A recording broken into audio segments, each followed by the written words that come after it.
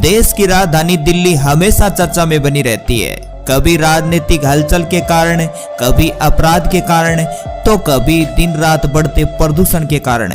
आज के वीडियो में हम आपको बताएंगे दिल्ली से जुड़ी कुछ ऐसी बातें जिनको जानकर आपको भी हैरानी होगी। जीबी रोड दिल्ली की बदनाम जगहों में से एक है। रेड लाइट एरिया, तमाम कोठे, कोठा मालकिनों और देव व्यापार में लगी सैकड़ों युवतियां आपको यहां घूमते हुए नजर आ जाएंगी। जीबी रोड दिल्ली का बहुत बड़ा रेड लाइट एरिया है, जहां दिन रात कोठों पर देव व्यापार का धंधा चलता रहता है।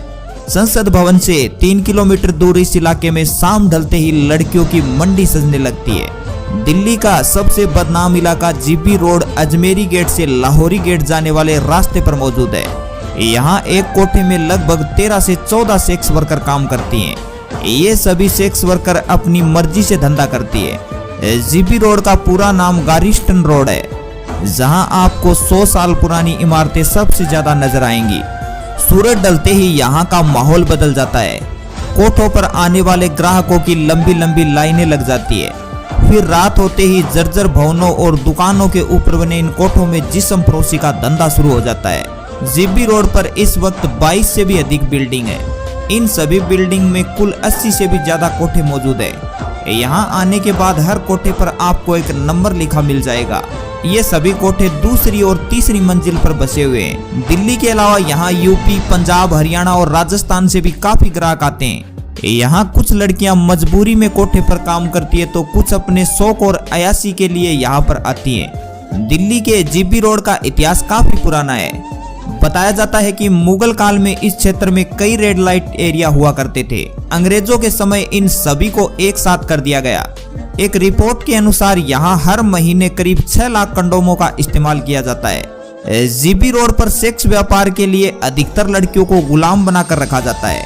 यहाँ काम करने वाली सेक्स वर्कर्स की हालत काफी दयनीय है। जीबी रोड पर गरीबी नीलाम होती है, भरोसे का सौदा किया जाता है और मजबूरी की कीमत लगाई जाती है। देश के कोने कोने से यहाँ लड़कियों को लाकर बेचा जाता है। दलाल मोटा पैसा खाकर निकल जाते हैं, लेकिन यहाँ बिकने वाली लड़कियों का जीवन नरक बन जाता है। इन कोठों पर आने वाली अधिकतर लड़कियां बेहद गरीब होती हैं। इन मजबूर लड़कियों को नेपाल, झारखंड, वेस्टर्न बंगाल, उड़ीसा आदि राज्यों से लाया जाता है। पहले इन कोठों पर आने वाले कस्टमर लो प्रोफाइल होते थे, लेकिन अब धीरे धीरे यहाँ स्टूडेंट भी आने लगे हैं। कुछ पुलिस वाले भी ऐसे हैं जो यहाँ के नियमित ग्राहक हैं, लेकिन अपनी वर्दी का रौब दिखा वो इन सेक्स वर्कर को एक भी पैसा नहीं देते हैं। इन कोठों का आम रेट मात्र 200 रुपए है, लेकिन यहाँ रात भर ठहरने वाले कस्टमर से 2 से 3 हजार रुपए वसूल किए जाते हैं। इन सेक्स वर्कर्स के अलावा दिल्ली में आपको छोटे छोटे बच्चे सड़कों और सिग्नल्स पर भीख मांगते भी नजर आ जाएंगे। इनमें से कुछ बच्चे ऐसे होते हैं जिनके पेरेंट्स उनसे भीख मंगवाते हैं, और वहीं कुछ बच्चे किसी गिरोह के चुंगल में फंसे होते हैं। ऐसा गिरोह इन बच्चों को डरा धमकाकर ऐसा काम करवाता है। दिल्ली में कब और कहां कोई वारदात आपके साथ हो जाए कुछ नहीं कहा जा सकता। दिल्ली में 20 से अधिक ऐसे इलाके हैं जहां पर सबसे अधिक लूटपाट की वारदातों को अंजाम दिया जाता है। जब आप दिल्ली मेट्रो में यात्रा करते हैं तो आपको एक आवाज सुनाई देगी, जिसमें आपको सावधान किया जाता है कि जेब कतरों से सावधान रहें। जब आप सिटी बस से यात्रा करते हैं तब भी आपको बस में लिखा मिलेगा कि जेब कतरों से सावधान।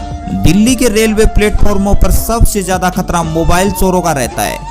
यहाँ के मोबाइल चोर इतने शातिर हैं कि चलती ट्रेन से मोबाइल झपट कर भाग जाते हैं। इसलिए हम आपको सलाह देते हैं कि चलती हुई ट्रेन में कभी भी अपने कान के पास मोबाइल न रखें। दिल्ली आने के बाद हर कोई यहाँ से शॉपिंग जरूर करता है, क्योंकि दिल्ली के बाजारों में माल काफी सस्ता मिलता है। लेकिन दिल्ली में कुछ ऐसे भी मार्केट हैं जहां पर ग्राहकों को सिर्फ चूना लगाया जाता है। इनमें से एक बाजार है दिल्ली